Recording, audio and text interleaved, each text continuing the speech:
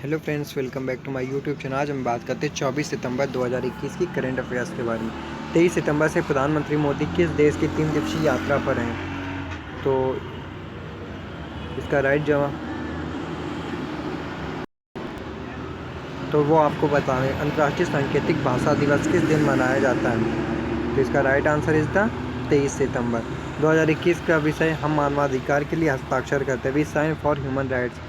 यह दिन सांकेतिक भाषाओं के बारे में जागरूकता बढ़ाने और सांकेतिक भाषाओं की स्थिति को मजबूत करने के लिए मनाया जाता है।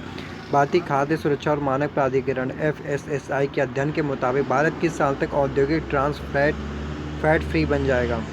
2022 तक। तरल वनस्पति तेलों को अधिक ठोस रूप में परिवर्तित करने तथा खाद्य भंडारण एवं उपयोग अवधि में वृद्धि करने के लिए इन तेलों का हाइड्रोजनीकरण किया जाता है। इस प्रकार संतृप्त वसा या ट्रांस फैट का निर्माण होता है। ट्रांस फैट बड़े पैमाने पर वनस्पति, नकली या कृत्रिम मक्खन, विभिन्न बेकरी उत्पादों में मौजूद होते हैं तथा ये तले हुए या पके हुए खाद्य पदार्थों में भी पाए जा सकते हैं। ट्रांस फैट का प्रयोग से मोटापा बढ़ता है तथा टाइप 2 मधुमेह के लिए मार्ग प्रशस्त होता है। हार्ट अटैक की संभावनाएं भी बढ़ जाती हैं। किस देश के निवासी फेरोज फैजा बीथर को 2021 का चेंज मेकर अवार्ड दिया गया है? तो right answer is the Bangladesh. हाल ही में Bill and Melinda Gates Foundation द्वारा अच्छे स्वास्थ्य और कल्याण को बढ़ावा देने वाले उनके काम के लिए बांग्लादेश की फेरोज फैजा बीथर को 2021 का चेंज मेकर अवार्ड दिया गया।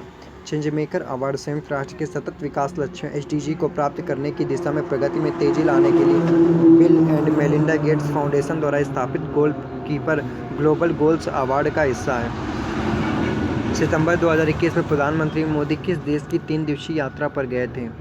तो correct answer is the America. 23 सितंबर से अपनी 3 दिवसीय यात्रा के दौरान प्रधानमंत्री मोदी पहल व्यक्तिगत रूप से क्वाड लीडर्स समिट में भाग लेंगे, फिर द्विपक्षीय बैठक करेंगे और बाद में 25 सितंबर को प्रधानमंत्री नरेंद्र मोदी संयुक्त राष्ट्र महासभा के 76वें सत्र को संबोधित भी करेंगे। IBSF 6 रेड स्नूकर विश्व कप किसने जीता है? तो पंकज आडवाणी ने। हाल ही में पाकिस्तान के बाबर मसीह पर जीत दर्ज करके IBSF 6 रेड स्नूकर विश्व कप पर जीत के साथ अपना 24वां विश्व खिताब हासिल किया है। पिछले हफ्ते अपना पंकज आडवाणी ने 11वें एशियाई खिताब भी जीता था। गिनीज वर्ल्ड रिकॉर्ड्स ने दुनिया का सबसे उम्रदराज जीवित समान जुड़वा के रूप में प्रमाणित किया है। तो उमेन सुमियाजा और कौमे कोदामा।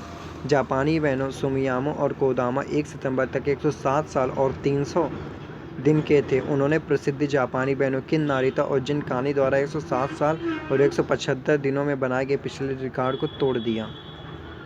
भारत के किस शतरंज खिलाड़ी ने नॉर्वे शतरंज ओपन 2021 का खिताब जीता है? तो डी गुकेश ने। भारत के डी गुकेश ने इस महीने को अपना लगातार दूसरा टूर्नामेंट नॉर्वे शतरंज ओपन मास्टर्स वर्ग जीता। गुकेश ने नाबाद 8.5/10 का स्कोर बनाया और टूर्नामेंट जीतने की प्रतियोगिता से पहले एक पूर्ण अंक हासिल किया। हाल ही में किस राज्य के कामरूप जिले के 6 गाँव में एक चाय पार्क स्थापित किया गया है? तो correct answer is the Assam. इस चाय बागान में एक छत के नीचे रेल और बंदरगाह कनेक्टिविटी, कार्गो और गोदाम सुविधाएं, चाय पीसने, सम्मिश्रण, पैकेजिंग और अन्य उपयोगिता जैसी सेवाएं जैसे प्रसंस्करण सुविधाएं होंगी। हाल में वाणिज्य मंत्रालय ने किस तिथि तक वाणिज्य सप्ताह मनाने का ऐलान किया है? तो 22 से 27 सितंबर तक। इस सप्ताह में देश भर में भारत की बढ़ती आर्थिक शक्ति को प्रदर्शित करने के लिए कई कार्यक्रम और उत्सव आयोजित किए जाएंगे। भारतीय विदेश व्यापार संगठन द्वारा देश के 5 क्षेत्रों में 5 राष्ट्रीय संगोष्ठियों का आयोजन किया जाएगा। किस व्यक्ति को संयुक्त राष्ट्र महासचिव एंटोनियो गुटेरेस 76वीं संयुक्त राष्ट्र महासभा में एक सतत विकास लक्ष्य अधिवक्ता के रूप में नियुक्त किया है? तो कैलाश सत्यार्थी को। गौरतलब है कि संयुक्त राष्ट्र महासचिव एंटोनियो गुटेरेस ने 76वीं संयुक्त राष्ट्र महासभा में नोबेल शांति पुरस्कार विजेता कैलाश सत्यार्थी के साथ STEM कार्यकर्ता वेलेंटिना मुनोज रोवनेल, माइक्रोसॉफ्ट के अध्यक्ष ब्रैड स्मिथ और पॉप स्टार ब्लैकपिंक को नए SDG अधिवक्ता के रूप में नियुक्त किया। इसके साथ ही संयुक्त राष्ट्र में अब कुल 16 SDG अधिवक्ता हो गए हैं।